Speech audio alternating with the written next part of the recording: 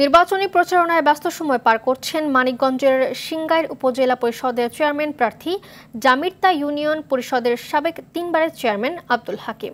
বিকেলে উপজেলার চান্দহর ইউনিয়নের আনন্দবাজার এলাকায় স্থানীয়দের সাথে উঠান বৈঠক করেন এই সাবেক জনপ্রতিনিধি আব্দুল হাকিম।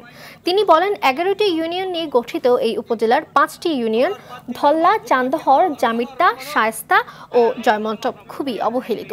এই অঞ্চলের উন্নয়ন করতে চান তিনি, তাই উন্নয়ন বঞ্চিত মানুষেরা এবার জোট বেঁধেছে আব্দুল হাকিমকে দোয়াত কলম প্রতীকে ভোট দিয়ে বিজয়ী করবে এবং এলাকার উন্নয়ন করার সুযোগ দিবেন বলে জানান স্থানীয়রা।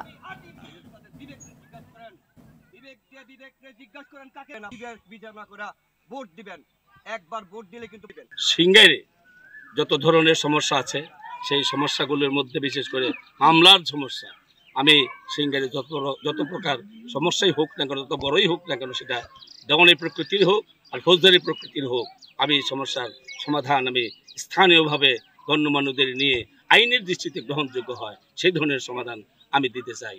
শেষ পাঠ, আমি আমার যুবকদের নৈতিক অবক্ষয় হয়েছে, যেসব যুবকগুলি বিপদগামী হয়ে গিয়েছে, তাদেরকে আমি সংশোধন করতে চাই, তাদেরকে আমি পুনর্বাসিত করতে চাই।